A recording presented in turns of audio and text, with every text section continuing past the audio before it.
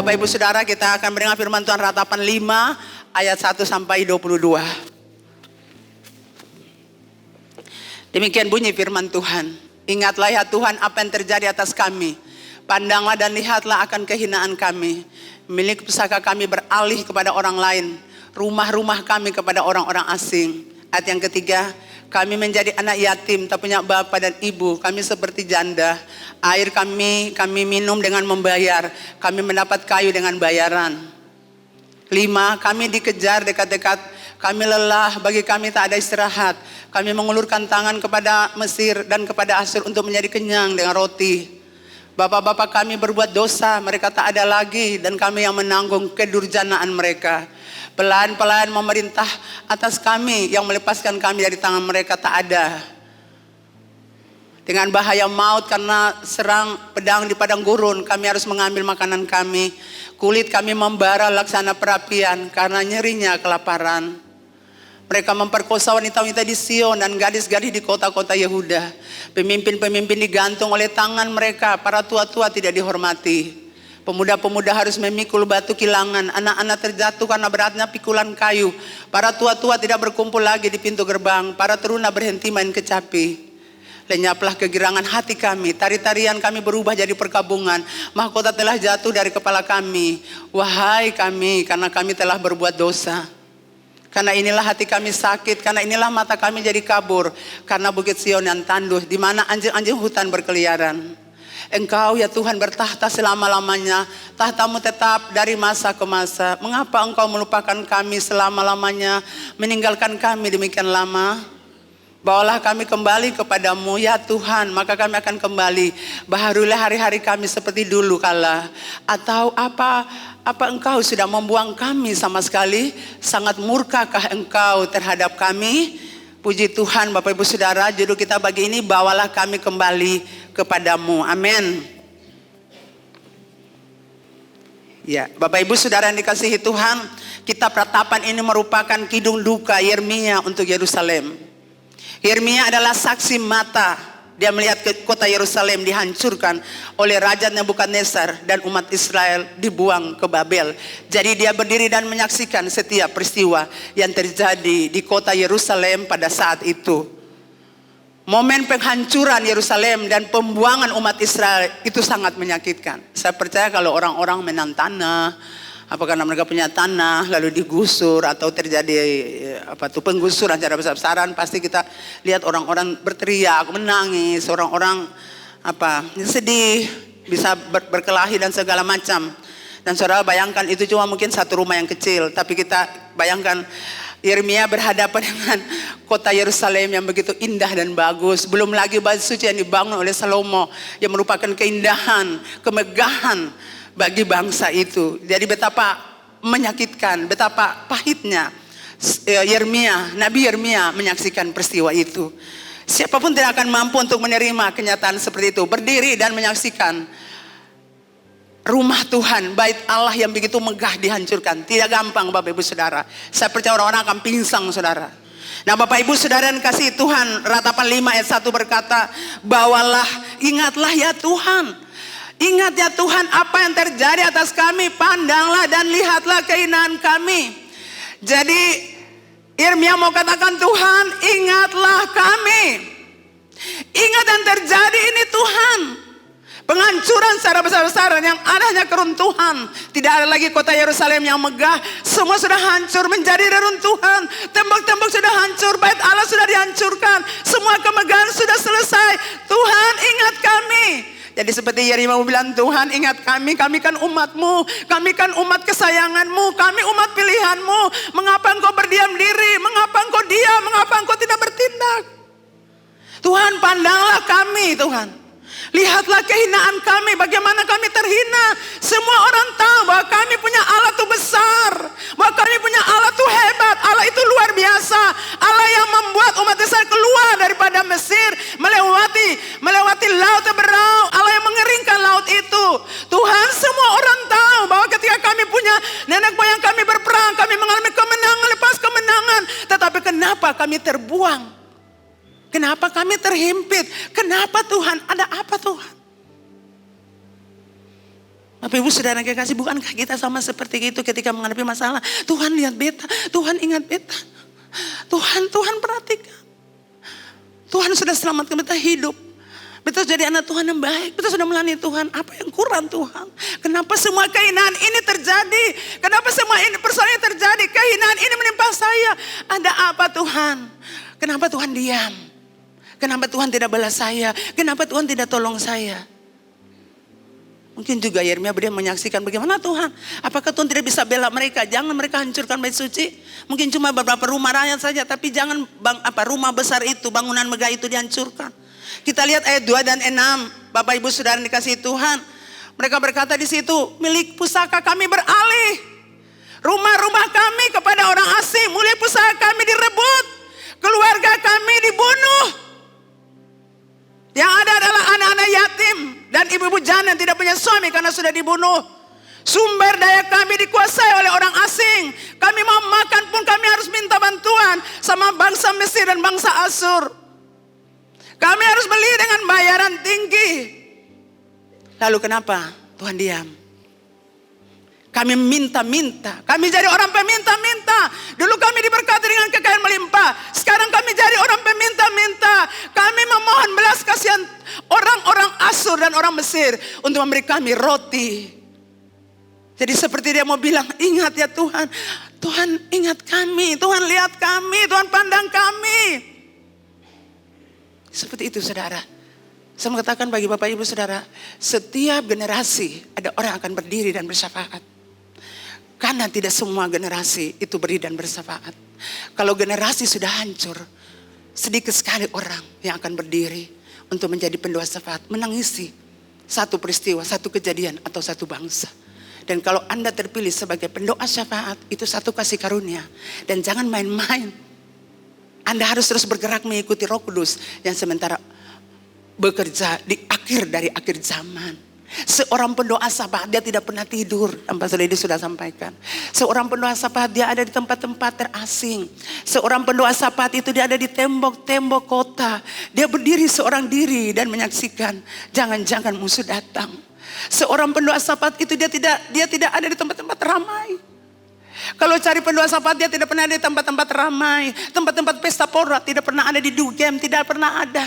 Dia ada di tembok kota untuk berdiri dan menyaksikan apa yang sementara terjadi. Yang Tuhan mau sampaikan untuk dia doakan. Itulah seorang pendoa syafaat.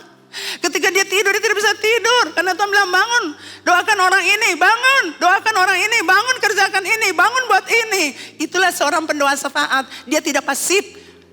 Seorang pendoa syafaat dia tetap bergairah. Dia patuh pada Tuhan, pada pemimpin. Dia menghormatinya. Amin Bapak Ibu Saudara.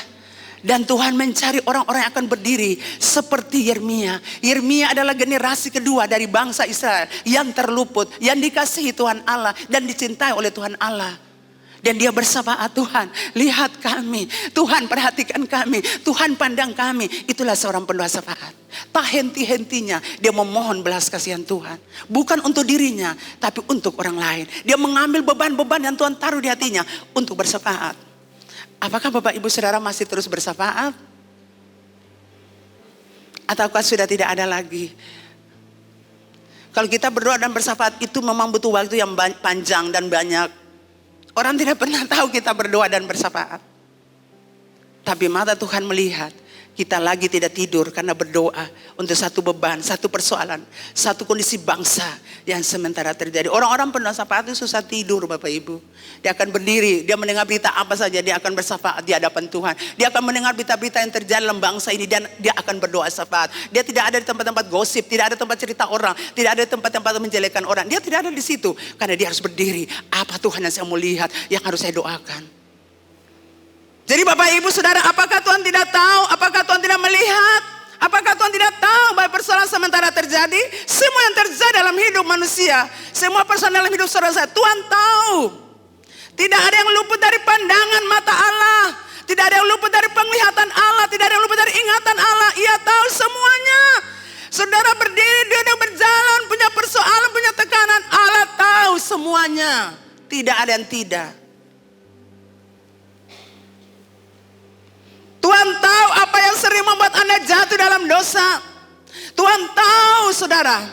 Tuhan tahu penderitaan Anda. Tuhan tahu semua kesulitan Anda. Semua ketakutan yang sementara Anda alami akhir-akhir ini. Tuhan tahu kegelisahan Anda. Tekanan-tekanan yang Anda alami. Beban-beban hidup yang berat. Dan semua kehinaan yang sementara Anda dapatkan. Tuhan tahu semuanya. Jadi bukan Tuhan diam. Tuhan tahu semuanya. Pertanyaannya, mengapa semua ini terjadi Bapak Ibu Saudara? Mengapa kehancuran Yerusalem terjadi? Mengapa bait suci Tuhan hancur? Mengapa pembuangan itu terjadi? Kalau kita baca tadi ayat 7 berkata, Bapak-bapak kami berbuat dosa, mereka tak ada lagi, dan kami yang menanggung kedurjanaan mereka. Wow. Mereka mau berkata begini, leluhur-leluhur kami, nenek moyang kami berbuat dosa, mereka sudah tidak ada lagi. Nenek moyang kami berbuat dosa. Dan kami harus menderita karena dosa-dosa mereka. Leluhur-leluhur kami berbuat dosa. Mereka sudah tiada, mereka sudah meninggal. Tapi kami harus menderita karena menanggung dosa, menanggung hukuman yang seharusnya pada mereka itu dijatuhkan bagi kami. Semua itu terjadi karena bapak-bapak kami berbuat dosa. Semua itu terjadi karena orang tua kami berbuat dosa. Amin Bapak Ibu. Jadi pelajaran penting bagi bapak-bapak yang ada di tempat ini. Jadilah contoh dan teladan bapak yang baik dan benar untuk anak-anakmu. Jadilah imam yang selalu berdoa, duduk dengan anak-anakmu. Nasihati mereka, doakan mereka. Dan jadi nabi untuk mengajar mereka. Amin Bapak-bapak. Baca firman Tuhan pagi-pagi buat mereka. Atau malam hari, doakan mereka. Ajar mereka untuk ke gereja setiap minggu, ke komsel, ibadah youth. Supaya mereka membangun hubungan dengan Tuhan. Jangan biarkan anakmu terlantar. Ajarkan mereka untuk taat melakukan firman Tuhan. Amin Bapak-bapak. Jangan Anda pergi ke dukun-dukun, ke orang-orang kuat. Atau orang-orang berhubungan yang kuasa gelap dengan orang-orang yang berurusan dengan dunia orang mati. Dengan penyembahan kepada leluhur-leluhur, adat-adat dan tradisi penyembahan berhala. Ke kuburan-kuburan apalagi sudah dekat Natal. Siapkan rempah-rempah untuk tanggal 24 sore sebelum pergi ibadah Natal di GKRI Hidup. Rempah-rempah dulu kuburan. Mendingan uang saudara kasih di sini Pak beli roti. Ya Bapak Ibu Saudara, jangan memberontak kepada Tuhan. Dengan jalan menentang firman-Nya dan hamba-hambanya yang diurapi. Sehingga engkau meninggalkan warisan ilahi bagi anak-anakmu nanti. Satu saat Bapak Ibu Saudara pergi tinggalkan dunia ini. Tapi sudah mewariskan warisan ilahi bagi anak-anakmu. Hidup dalam takut akan Tuhan. Bapak Gembala bilang, ajarkan anak-anakmu jalan-jalan Tuhan. Ajarkan mereka untuk mengenal Tuhan. Ajarkan anakmu ke gereja dan sekolah mereka. Besok-besok mereka akan biayai hidup mereka. Amin Bapak Ibu. Iya. Ajarkan dong bertakut Tuhan Allah. Ajar dong ke gereja. Ada di komunitas yang mengasihi Tuhan. Lalu kasih sekolah dong. Jangan kasih sekolah dong. Kasih sekolah dong supaya dong berhasil. Besok dong punya uang banyak. Dan Bapak Ibu sudah dengar. Kalau anak-anak mau berhasil. Jangan 4 kali minta dah dong. Ya Bapak Ibu sudah dikasih Tuhan. Ayat 16-17. Dikatakan di situ. Ayat 16-17. Mahkota kami telah jatuh dari kepala kami, wahai, karena kami telah berbuat dosa. Karena inilah hati kami sakit. Jadi Bapak Ibu Saudara dikasihi Tuhan, mereka telah berbuat dosa, mereka telah kembali ke kesalahan nenek moyang mereka yang menolak firman Tuhan. Mereka telah kembali melakukan kejahatan nenek moyang mereka yang menolak mendengar firman Tuhan. Dan mereka mengincar dewa-dewa lain untuk melayani mereka. Mereka tidak lagi menyembah kepada Allah Israel. Mereka kembali menyembah dewa-dewa asing. Itu yang generasi kedua lakukan. Jadi generasi pertama nenek moyang mereka juga lakukan. Makanya mereka berkata, bapak-bapak kami telah mati. Kami tanggung akibatnya. Saya mau bilang buat saudara, kalau Anda sudah bertobat, jangan ulangi kehidupan orang tua yang berdosa. Dengan jalan Anda bertobat, ada di komunitas yang tepat, yang takut Tuhan, mengasihi Tuhan. Saya percaya Anda di sini, Anda akan terlepas dari kutuk-kutuk keturunan yang diwariskan orang tua Anda kepada Anda. Jadi ketika Anda bertobat, terima Yesus, kemudian kami doakan pelepasan, Anda tidak boleh langsung pergi. Anda tetap ada di tempat ini, di komunitas orang takut Tuhan. Sehingga Sekalipun banyak godaan, Anda tetap kokoh berdiri. Tidak akan mengulangi kehidupan orang tua Anda yang berdosa. Katakan amin. Jadi ayat 16-17, generasi kedua ini mereka sendiri berkata, kami telah mengulangi kesalahan nenek moyang kami. Kami telah mengulangi kesalahan, kejahatan daripada leluhur kami. Dulu mereka menyembah berhala, sekarang kami juga menyembah berhala. Sama seperti mereka, itulah sebabnya kami menderita. Kami diperhamba, kalau kita baca 8-15. Kami diperhamba, kami diserang di padang gurun. Kelaparan yang ganas terjadi. Wanita-wanita diperkosa, gadis-gadis diperkosa. Tidak dihormati lagi. Orang-orang tua tidak dihormati lagi. Kami dipaksa bekerja keras. Tidak ada kebahagiaan. Tari-tarian, dulu kami menari. Kami melakukan tari-tarian, menyanyi untuk Tuhan. Sekarang yang adalah perkabungan. Semua itu karena dosa kami. Jadi bukan orang tua lagi. Mereka generasi kedua yang hidup berdosa. Saudara ingat, kalau orang tuamu hidup berdosa dan Anda sudah doakan diselamatkan, sudah diputuskan daripada kehidupan berdosa, jangan Anda mau balik lagi, saudara. Anda akan sama dengan mereka. Dan akibatnya Anda akan mengalami hal yang tadi saya sampaikan. Itu Bapak Ibu.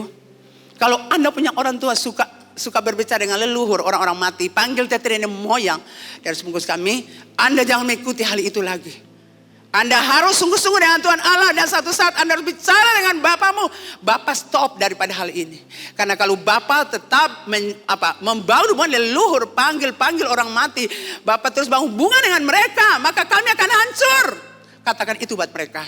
Akan terjadi perzinahan dalam keluarga, perceraian, akan terjadi pembunuhan, perselingkuhan, akan terjadi segala macam hal yang Anda akan alami. Jadi katakan dengan berani buat Bapamu, Bapak stop sampai di sini. Kalau Bapak tidak mau lihat generasi kedua kami hancur, Bapak stop. Kalau Bapak mau bersinah, katakan Bapak stop. Dan jangan ikuti kehidupan orang tuamu yang demikian. Katakan amin. Jadi ayat 16 menyatakan dengan jelas bahwa karena dosa yang mereka buat, maka murka Allah turun atas mereka. Dan tidak ada seorang pun yang bisa mereka andalkan untuk melupakan mereka. Kalau Tuhan Allah hukum, siapa bisa tolong? Tidak ada, saudara. Jadi bukan bapak-bapak mereka saja buat dosa, tapi mereka juga meniru kehidupan orang tua, nenek moyang mereka, leluhur mereka yang berbuat dosa. Jadi saya mau bilang sekali lagi jemaat Terpambon, jangan berurusan dengan kuasa-kuasa kegelapan, dukun-dukun, orang-orang yang sumur-sumur, orang-orang yang suka pergi di kuburan untuk menangis dan berbicara di sana, orang-orang yang suka pakai kuasa gelap, orang-orang yang suka sihir orang, jangan Anda bergaul dengan mereka.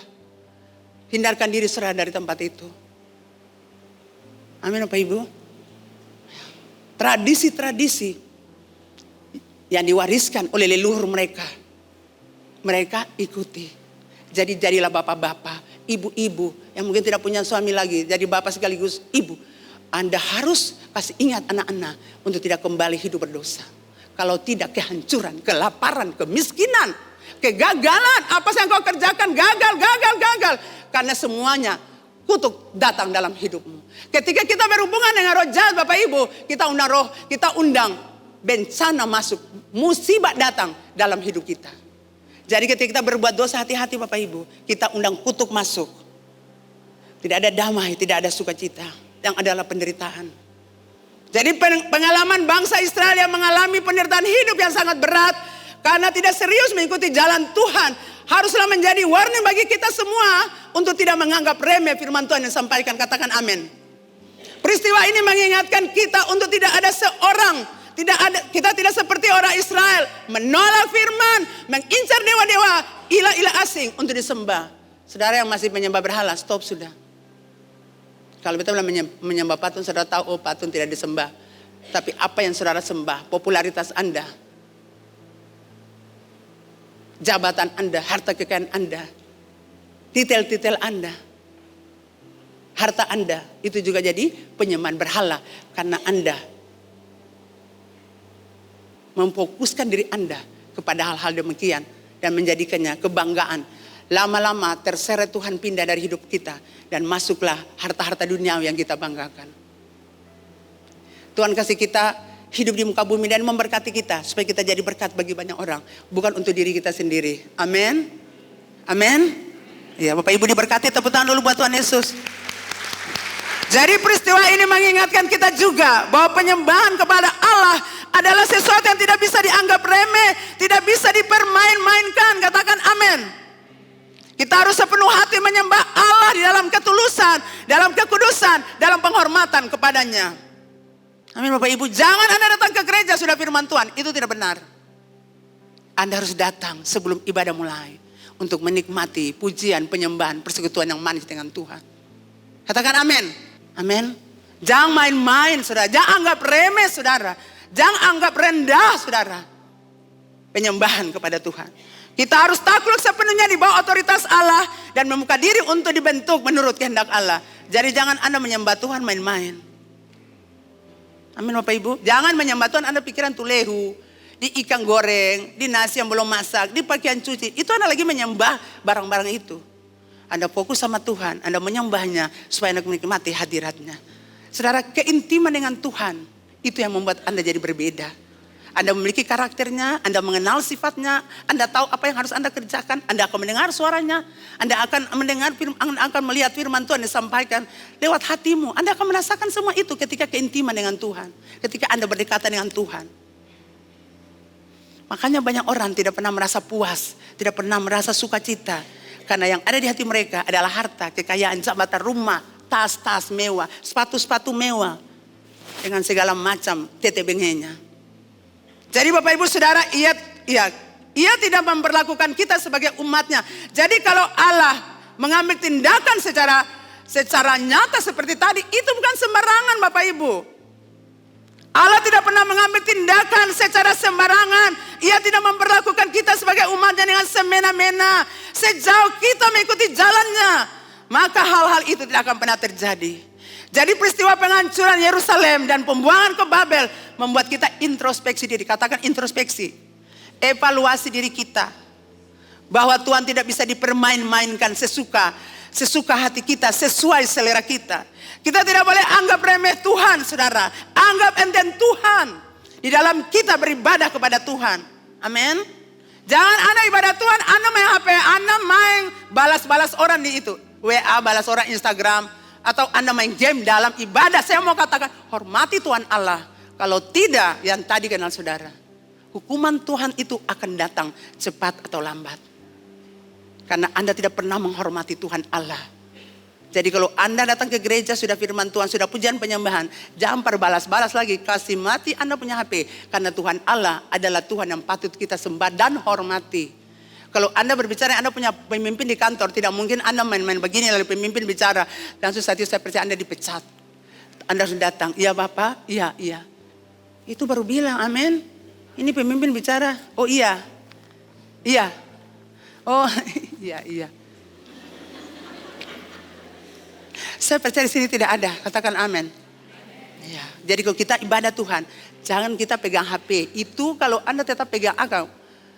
Mama katong pegang agam lihat firman Tuhan. Tapi kan sudah selesai kan kita baca. Amin. Ya. Yang lihat Anda itu siapa? Tuhan lihat. Gitu. Mata Tuhan di segala tempat. Untuk melihat orang baik dan orang jahat. Jadi Bapak Ibu Saudara yang dikasihi Tuhan. Tuhan mengasihi kita semua di pagi ini. Kita harus hormati Tuhan dalam beribadah kepada Tuhan. Jangan tidur, jangan main HP. Jangan bergosip saudara. Dalam ibadah. Jangan kore sana kore sini. Apalagi kalau tetangga sebelah. Katanya dia pun sepatu baru, tas baru. Baku kore dulu. Sen cocok itu yang kuli. Kalau sen cocok yang kuli Anda bisa beli baru tuh. Amin. Anda mulai bakore dulu. Make up sen terlalu bagus. Iyo barang kan abal-abal tuh. Jadi Bapak Ibu pujilah Tuhan dengan sukacita, dengan tari-tarian, dengan sorak-sorai, kegirangan. Amin. Berikan rasa hormat. Amin.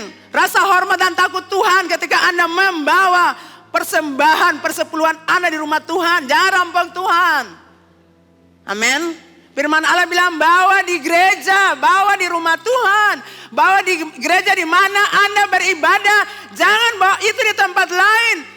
Tuhan Allah bilang di rumahku ada hamba-hamba Tuhan di sana. Mereka akan makan di sana. Mama yang ada lah perpuluhan yang ada lah firman Tuhan tuh ya dan amin. Masih di perjanjian baru juga Tuhan bilang, hei kamu tuh selasi dan adas kamu berperpuluhan. Ya, kebaikan dan apa tuh lakukan. Tapi jangan lupa persepuluhan dari hal itu dibawa. Katakan bawa. Bawa itu tanda Anda hormati Tuhan.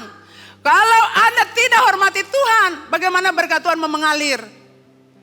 Amin. Itu firman Anda mencuri. Tapi bukan mencuri. Firman Tuhan yang lainnya katakan rampok.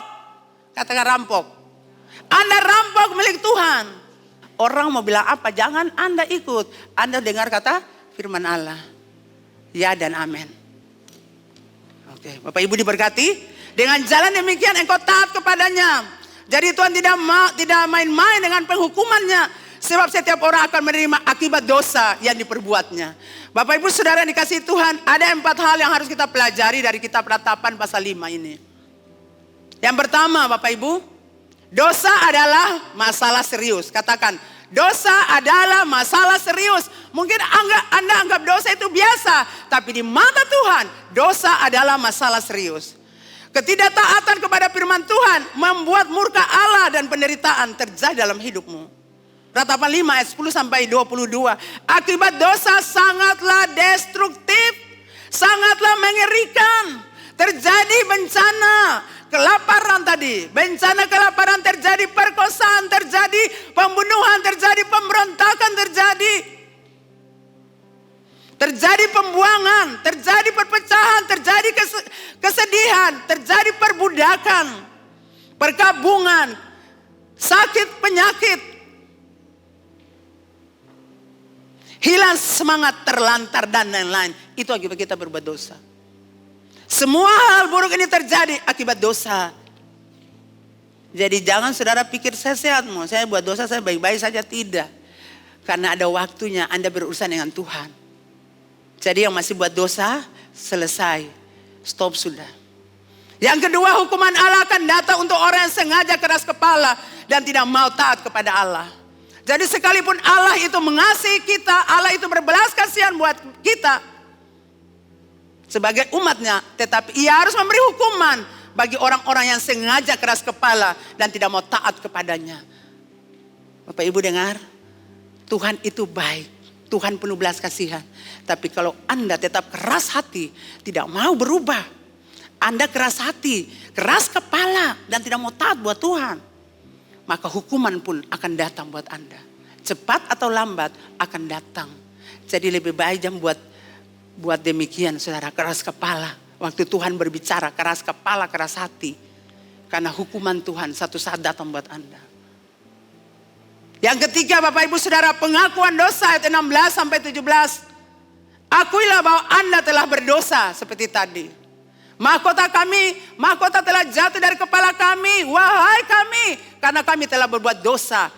Karena inilah hati kami sakit. Karena inilah mata kami jadi kabur. Menangis banyak, mata kabur. Itu. Menangis terus. Itu bicara tentang penderitaan Bapak Ibu. Jadi akuilah bahwa Anda berdosa. Ketika Anda buat dosa, jangan lemparkan kepada orang lain. Bapak-bapak kami telah berbuat dosa. Kami menanggung akibatnya. Tapi saudara lihat, kami juga berbuat dosa. Karena kami mengikuti jejak orang tua kami. Itulah sebabnya kami menderita. Jadi Anda, pelajaran apa yang diambil poin 3 tadi. Anda harus mengakui buat Tuhan bahwa Anda berdosa. Anda harus jujur sama Tuhan. Anda harus jujur sama hati Anda bahwa Anda itu berdosa. Jangan Anda tipu Tuhan saudara. Karena Tuhan itu maha tahu. Jangan lemparkan kesalahan kepada si A, si B, si C. Dan jangan cari kambing hitam atas apapun terjadi dalam hidupmu. Jangan cari pembenaran diri. Kalau Anda bekerja di pemerintahan, di kantor-kantor negeri, kantor swasta, di bisnis. Dalam hal apapun saudara dengar. Jangan salahkan orang lain atas sesuatu yang terjadi. Anda diam dan koreksi diri Anda. Di mana saya harus berubah? Di mana saya harus perbaiki diri? Di mana saya harus minta ampun sama Tuhan? Tidak boleh kita buang kesalahan kepada orang. Dan kita benarkan diri kita. Saya benar, saya benar. Sampai kapan saudara? Suka benarkan diri. Kita harus koreksi diri kita. Di mana ya saya buat salah dan saya harus berubah. Semua itu karena dosa kami. Semua itu karena kami. Makanya kami menangis sampai tidak kuat. Mata jadi kabur karena banyak air mata yang jatuh. Jadi kalau Anda menangis terus, menderita terus, tidak ada jalan lain. Bapak Ibu Saudara duduk di kaki Tuhan Allah. Bilang, Tuhan koreksi beta. Beta di mana nih Tuhan? Beta pun jalan mana yang salah? Beta pun sikap mana? Beta pun kelakuan mana yang beta perlu ubah? Katakan amin. Jadi kalau sudah jadi anak Tuhan, jangan lagi lakukan dosa yang pernah Anda lakukan atau orang tuamu lakukan. Itu nyata, saudara, nyata. Jadi Bapak Ibu yang kerja di kantor-kantor dengar, itu nyata. Dan Anda harus perlengkapi diri Anda. Saya percaya kalau Anda bangun mesbah dengan Tuhan Allah, maka orang mau bikin saudara, mau sihir saudara, orang mau kirim mantra buat saudara, mau kirim santet buat saudara, akan kembali ledong mati, bukan Anda mati. Amin. Ya, amin. Iya, jadi jangan terlalu pusing. Yang penting Tuhan akan kasih tanda buat Anda bahwa orang ini sebenar. Jadi tiap hari berdoa itu saudara. Hancurkan mantra-mantra sihir-sihir yang orang lepaskan untuk Anda. Gitu. Amin. Apalagi kalau Anda di kantor mau naik. Atau Anda lebih. Atau Anda punya sesuatu yang tidak orang punya. Kenapa orang iri kita? Karena mereka tidak seperti kita. Mereka tidak punya seperti kita. Mereka tidak cantik seperti kita. Mereka tidak ganteng seperti kita. Makanya mereka iri hati. Dan supaya keinginan mereka tercapai, cari dukun dulu. Yang keempat, membangun keintiman dengan Allah. Dalam pujian, penyembahan, dan doa melalui firman Tuhan. Rajin beribadah kepada Tuhan, setia melayani Tuhan. Melakukan firman-Nya, hidup menyenangkan hati Tuhan. Jangan senangkan hati manusia, Anda harus menyenangkan hati Tuhan. Keintiman dengan Tuhan, itu sangat penting. Itu yang membuat Anda kuat, membuat Anda bergairah, membuat Anda semangat, membuat Anda cantik, membuat Anda menarik, membuat Anda berbeda. Di mana-mana orang bilang, wow saya senang lihat orang itu, wow saya senang lihat orang itu, saya suka cita, dia nasihati saya terima, dia bicara dengan saya, dia kasih firman Tuhan, dia berdoa dengan saya. Aduh, cari orang ini susah. Itulah Anda, jemaat hidup Ambon. Orang-orang cari Anda untuk mendengar nasihat, orang-orang cari Anda untuk didoakan. Ya, orang-orang cari Anda untuk mendengar firman Tuhan yang Anda sampaikan. Karena Anda bangun mesbah tiap pagi di rumah, Anda berbeda. Katakan amin. Orang mau berusaha jatuh karena tidak bisa. Orang itu akan jatuh, Anda tidak. Siapa gali kolam untuk Anda, dia masuk kolam. Anda tidak. Anda akan berjalan maju. Anda akan melihat musuh-musuh Anda jatuh, gagal, hancur dan binasa. Anda akan berdiri dan saksikan orang-orang yang menyakiti Anda hancur, gagal. Dan Anda akan melangkah maju. Karena tangan Tuhan Allah memegang Anda dan membawa Anda kepada kemenangan. Jadi teruslah berdoa untukmu dan anak-anakmu. Dan jangan lupa berdoa buat saya. Bapak, Ibu, Saudara yang dikasihi Tuhan. Amin. Ini orang-orang mengasihi Tuhan. Yang sayang Tuhan. Jadi 4 hal ini buat jadi bagian kita semua pagi ini. Yang terakhir jangan lupa. Intimlah dengan Tuhan. Mesra. Bangun hubungan yang mesra. Kalau Anda dekat dengan Tuhan. Anda mengerti Tuhan. Mengerti sifatnya, karakternya. Anda tahu kalaupun terjadi, oh itu biasa saja. Betul Bapak Ibu Saudara? Karena keintiman dengan Tuhan. Masalah apapun terjadi. Kita selalu duduk. Apa ya yang Tuhan mau kasih buat beta nih? Nanti pas sudah pakai. Halo. Ayo dapat barang ini saja sengsara dan akang. Karena Anda mengenal Bapa. Tapi kalau Anda tidak mengenal Bapa, aduh kenapa terjadi, kenapa. Tuhan bukan orang itu salah, bukan beta, lalala. Itu orang tidak mengenal Allah. Tapi kalau kita mengenal Allah, Bapa terima kasih paling sakit ya Tuhan nih, paling sakit betul nih. Doma kan banjir katong pun tanah-tanah nih, aduh pengen sangsara Tuhan. Aduh penderitaan panjang saudara. Tapi kalau Anda mengerti rencana Tuhan, wow, Tuhan bilang Tuhan berperang. Apa yang hilang dari hidupmu, Allah akan kembalikan semua. Sukacita yang hilang, damai sejahtera yang hilang, kesehatan yang hilang. Dalam nama Yesus semua Tuhan kembalikan. Karena Tuhan mengasihi Bapak Ibu Saudara. Amin. Ada hukuman, tapi firman Allah berkata di ayat yang kedua, bawalah kami. Ya, bawa kami Tuhan. Ayat 22 berkata, bawalah kami Tuhan. Artinya ketika umat Israel sudah jatuh, mereka sudah tidak berdiri lagi Bapak Ibu. Mereka tidak bisa lagi hampiri Tuhan. Bawalah kami kembali kepadamu ya Tuhan. Ini doa Bapak Ibu Saudara. Bawa kami kembali. Baharui hari-hari kami seperti dulu. Tuhan dulu kami menderita. Dulu kami senang sekarang menderita Tuhan. Dulu kami kaya sekarang kami miskin. Tuhan bawa kami Tuhan. Tuhan bawa kami. Itu. Mungkin Bapak Ibu Saudara sedang mengalami situasi seperti gini. Tidak berdaya, lelah, menderita dan banyak persoalan. Hidup Bapak Ibu bagaikan reruntuhan kota Yerusalem. Karena masalah-masalah yang Bapak Ibu hadapi membuat Bapak Ibu Saudara menderita. Karena mungkin ada masalah yang karena kesalahan Bapak Ibu menderita karena persoalan itu. Atau konflik-konflik yang tidak terhindarkan. Sehingga membuat Anda hancur berkeping-keping. Anda berjalan saja tapi Anda hancur hati. Dan Anda tidak berdaya untuk kembali kepada Tuhan. Anda merasa saya sudah hancur. Saya sudah gagal. Saya sudah jatuh. Saya tidak punya kekuatan untuk berdiri lagi. Anda merasa Anda gagal. Yang sisanya puing-puing. Tidak ada apa-apa lagi. Anda merasa tidak berdaya untuk menghadap Tuhan lagi. Dan Anda mulai merenung, Tuhan kalau dulu saya bertobat, saya jadi anak Tuhan. Betapa bahagianya, saya istimewa jadi anak Bapa. Saya suka cita jadi anak Bapa waktu pertama kali saya bertobat, terima Tuhan Yesus dalam hidup. Anda dimeteraikan dengan meterai Roh Kudus bahwa Anda itu milik Tuhan. Betapa senangnya. Dulu Anda memiliki hubungan yang dekat dengan Tuhan. Dulu Anda memiliki komitmen dengan Tuhan. Dulu Anda memiliki waktu untuk berjumpa dengan Tuhan. Melalui pujian, penyembahan, doa dan baca firman. Mungkin dulu Anda begitu setia dan taat lakukan firman Tuhan. Dulu Anda orang baik. Anda orang mengasihi Tuhan. Anda mempedulikan sesama, berkorban bagi pelayanan di gereja. Dulu Anda suka berkorban. Dulu Anda suka memberi. Dulu Anda menghormati pemimpin Anda. Dulu Anda mengandalkan Tuhan. Dulu Anda benci dosa. Dulu Anda suka dinasihati. Suka menerima nasihat. Suka ditegur kalau buat kesalahan. Suka dinasihati kalau buat kesalahan. Anda suka untuk mendengarnya. Tapi sekarang semuanya berubah. Anda gagal. Dapati dirimu gagal. Anda tidak lagi seperti dulu. Cintamu hilang. Tidak lagi menghormati pemimpin Anda. Menjatuhkan pemimpin Anda. Menjelekkan pemimpin Anda. Memburuk-burukkan nama pemimpin Anda. Tidak seperti dulu yang mendoakan pemimpinmu. Menasihati pemimpin. Mendoakan pemimpinmu. Melayani pemimpinmu. Dengan ketulusan dan cinta. Semua sudah berubah. Sudah ada pengkhianatan. Sudah ada kecurangan. Tidak seperti dulu. Dulu waktu Anda jadi anak Tuhan, kemana saja Anda mau pergi, mau beritakan Injil. Kemana saja Anda mau pergi bantu orang. Kemana saja, Anda mau buat apa saja. Untuk Tuhan.